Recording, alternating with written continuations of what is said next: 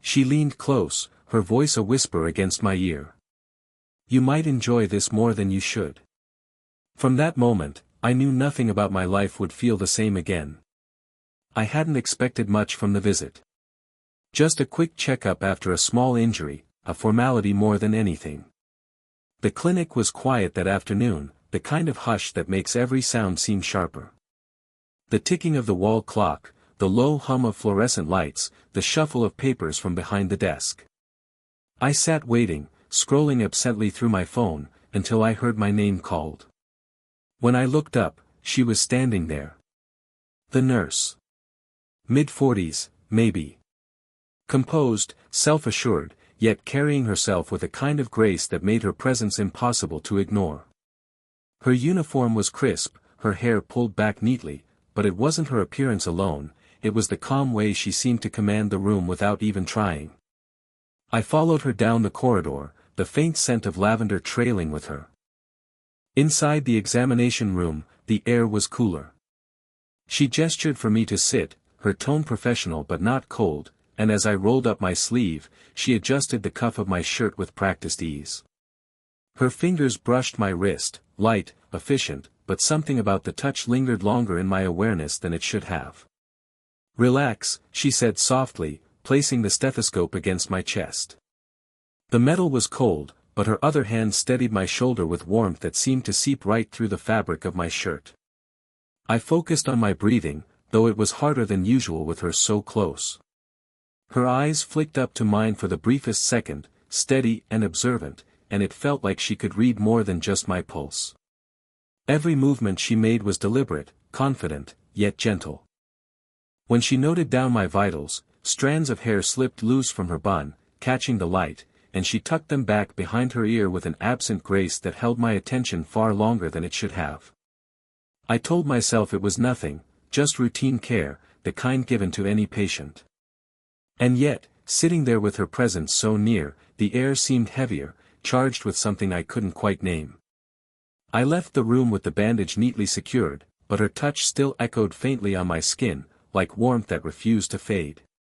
It was supposed to be an ordinary visit. But the moment I met her eyes, I knew this encounter would stay with me longer than expected. The follow-up was supposed to be even more routine. She welcomed me with the same calm assurance, her expression composed yet carrying a hint of warmth that hadn't been there before. Maybe I imagined it, or maybe it was real, the way her eyes softened when she saw me walk in. I sat back down in the same chair as before, my sleeve already rolled up. This time I noticed more, the faint lines near her eyes when she smiled, the careful precision of her movements, the way her voice carried both firmness and gentleness. She reached for the bandage at my arm, her fingers brushing against my skin as she began to unwrap it. Her touch wasn't intentional, not in the way two people might linger over one another. It was professional, efficient. Yet the contact left a trail of warmth I couldn't ignore. My skin reacted before my mind could, each brush of her fingertips sending sparks of awareness through me. She leaned closer, examining the healing wound with quiet focus. I could feel the faint warmth of her breath against my forearm, the scent of lavender clinging to her uniform again. It was such a small, ordinary moment, yet it carried the weight of something unspoken. When she began rebandaging, her tone shifted.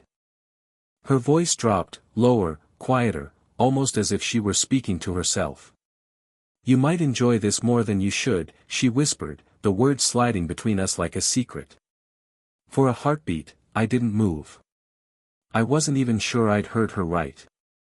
My chest tightened, not with pain but with the sharp awareness of how close she was, how deliberate the softness in her voice felt. I glanced up, searching her face, but her expression remained unreadable. She adjusted the wrap as though nothing unusual had passed her lips. I tried to laugh it off, but my voice caught in my throat. "Is that so?" I said lightly, though my pulse betrayed me.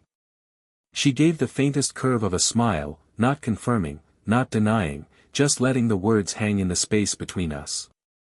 The moment was brief, but it changed everything. What had been a simple interaction before now felt like a thread quietly tugged, pulling me closer to something I couldn't yet name. When she tied off the bandage and let her fingers linger for just a second longer than necessary, I knew I wouldn't forget the sensation anytime soon. As I left that day, her whisper echoed in my mind, weaving itself into every thought, stirring questions I didn't yet dare to answer. After leaving the clinic that day, the world outside felt strangely muted. The city was the same, cars rushing by, conversations spilling out of cafes, a busker strumming his guitar on the corner, but all of it seemed distant, like background noise compared to the quiet intensity of her whisper still replaying in my head. You might enjoy this more than you should. The words were simple, but they carried a weight far greater than their sound. I couldn't tell if she meant it as a joke, a tease, or something more layered. Yet no matter how I tried to brush it off, the echo of her voice lingered. Low, steady, intimate, like it was meant only for me. That evening, in the stillness of my apartment, the memory of her touch returned with startling clarity. The soft glide of her fingertips across my skin, the subtle warmth when she steadied my arm, the way her eyes had flicked to mine for that fleeting second, every detail replayed in sharper focus. I found myself pressing absent fingers against the bandage, half expecting to feel the ghost of her presence there. It unsettled me. She was older, more experienced, and carried herself with the kind of grace that comes from years of navigating life. And me? I was younger, less certain, caught between curiosity and restraint. It didn't feel wrong, just unexpected. And perhaps that's what made it so powerful. As the night deepened, the silence of my apartment grew heavy. The ticking clock on the wall seemed louder, every second stretching into an ache of anticipation. I wondered if she remembered that moment too, if she had thought twice about the words she chose, or if they were already forgotten in the blur of her day. I tried distracting myself, music, reading, even scrolling aimlessly through my phone, but nothing held. My thoughts kept circling back to her. The tilt of her head when she listened, the soft creases near her eyes, the quiet steadiness she seemed to carry like a second skin. She wasn't just a nurse anymore in my mind, she was someone whose presence left a mark deeper than the treatment she gave. As I finally lay in bed, the room dark and quiet, her image remained. The lavender scent, the warmth of her hand, the hushed whisper, they wrapped around me like a memory too vivid to fade. Sleep came slowly, and even then, it was her voice that filled the spaces between dreams. The next time I saw her, I told myself it would be nothing unusual, just another follow-up, another brief exchange. But as soon as I walked into the clinic and caught sight of her, I realized I'd been anticipating this moment more than I'd admitted. She greeted me with a smile that was subtle but undeniable, the kind that softened her features and made her seem less like the untouchable professional I'd first met, and more like someone letting me glimpse the woman behind the uniform. "You again," she said lightly, her tone carrying the faintest edge of humor. "You must be my most loyal patient." I chuckled, sliding into the chair. "Well, I figure if I keep coming back, you won't forget me." Her eyes flickered to mine, amused, and for a moment the room felt smaller, like we were sharing a secret no one else could see. She began checking my bandage again, her touch as careful as ever, but this time the silence between us wasn't clinical, it was companionable, threaded with something unspoken. As she worked, she asked questions, not the routine, detached kind, but ones with curiosity behind them. What did I do in my free time? Was my family nearby? Did I like the city or did I ever dream of leaving it? Her questions weren't rapid fire, they came naturally, like she actually wanted to know. I answered honestly, surprising myself with how easily I spoke. I told her about late-night walks, about books I never finished, about feeling caught between wanting to rush into life and wanting to slow it all down.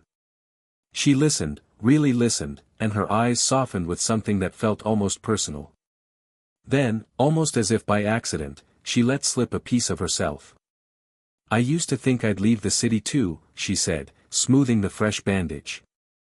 "But life, it has a way of settling you in places you didn't expect." Her voice carried a weight that hinted at years and choices I didn't know, and though she quickly tried to steer the conversation back, the vulnerability lingered in the air.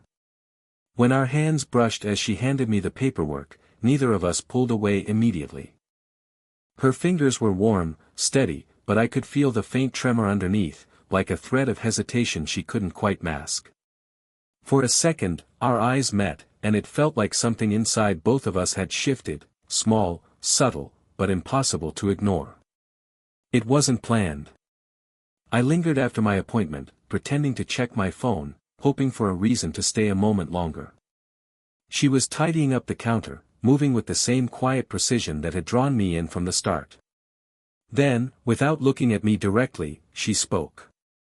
"You always stay longer than most," she said softly, almost a statement, almost a question. I shrugged, though my pulse picked up. "Guess I like the quiet here." Her smile was small, half hidden behind a shadow of uncertainty. "Or maybe you like me," she murmured, and the words barely brushed the air between us, like a secret we were both too cautious to claim. The room seemed to shrink, the soft hum of the fluorescent lights fading into nothing but the rhythm of our quiet breaths. I could feel the weight of her gaze, steady and assessing, yet not invasive. It was intimate, like she was trying to read the corners of my thoughts without pushing. I don't know," I admitted, my voice lower than intended, betraying my own hesitation. "Maybe a little." She finally looked up at me then, meeting my eyes fully for the first time outside of clinical necessity.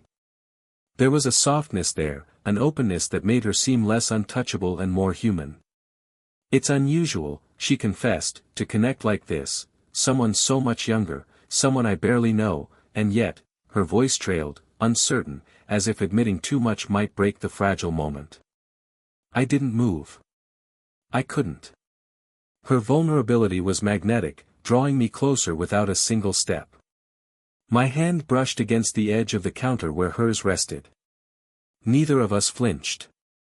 Instead, I felt the faint heat of her skin through the thin barrier of latex gloves, a tether to the quiet pulse of life between us. "You make me feel lighter," she whispered, and my chest tightened in response. Lighter. Not burdened. Not examined. Just, seen. I wanted to speak, to reach for her hand, but I hesitated. That pause stretched, heavy with the things we couldn't say aloud. And then, almost imperceptibly, she let her hand hover near mine, fingertips close enough to promise, yet distant enough to respect the line we hadn't crossed. It was a confession, yes, but also a question, an unspoken invitation to explore something delicate and real. I left that day feeling the weight of both restraint and longing, carrying the quiet warmth of her words and presence with me, wondering when, or if, we would dare to close that small, magnetic distance. It was unexpected, running into her outside the clinic, in the soft golden glow of early evening. I spotted her walking along the quiet street, a tote bag swinging gently from her shoulder, and for a moment, she seemed untethered from the professional world that had first drawn me in. Seeing her like this, without the uniform, without the familiar clinical formality, was disarming. "Hey," I called, a little hesitantly, unsure if she'd welcome the interruption. She glanced up, and for the first time outside the clinic, her eyes lit up with genuine surprise and warmth. "You again," she said, teasingly, the playful lilt in her voice making my chest tighten. I offered to help with her groceries, and she laughed softly, brushing a loose strand of hair from her face.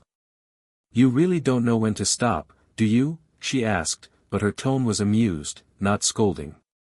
We walked together along the quiet street, and the city noise softened around us, leaving only the rhythm of our footsteps in sync. Conversation flowed naturally, unforced. We talked about small things, favorite coffee shops, books we'd read, memories that had stayed with us. And yet, in the pauses, the silence spoke more than words could. Every glance, every slight brush of a hand on a bag, carried the same quiet intensity we had been building for weeks. At one point, she adjusted the strap of the bag, her hand briefly grazing mine. Neither of us pulled away. That simple contact, so fleeting to anyone else, felt like a confirmation, a gentle acknowledgement of the unspoken tension that had grown between us. Her laughter came easily, carrying a lightness I hadn't seen in her clinic persona.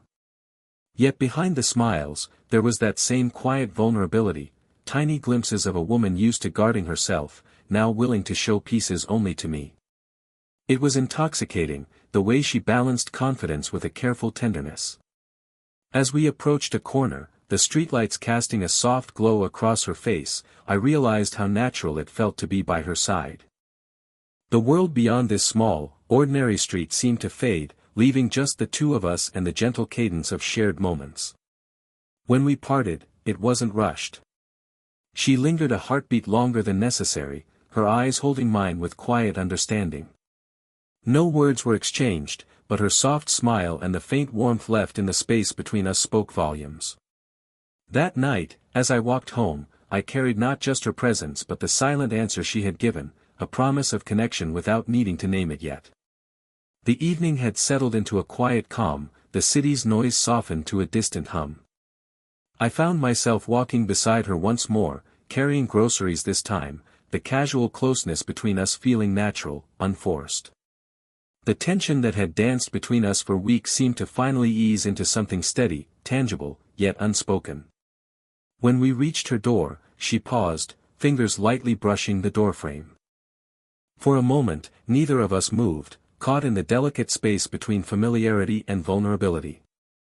She turned to me, her eyes meeting mine with a softness I hadn't seen before, part warmth, part hesitation. "Thank you," she said quietly, her voice carrying the weight of everything unsaid. The simple words felt intimate, like a thread connecting us in a way that had nothing to do with her role as a nurse and everything to do with the quiet human connection we'd been building. I hesitated, not wanting the moment to end, my own emotions tangled between desire and restraint. Slowly, I placed my hand over hers, feeling the warmth of her palm through the thin material of her gloves. Her fingers twitched slightly, then relaxed under mine, the subtle pressure speaking more than words ever could.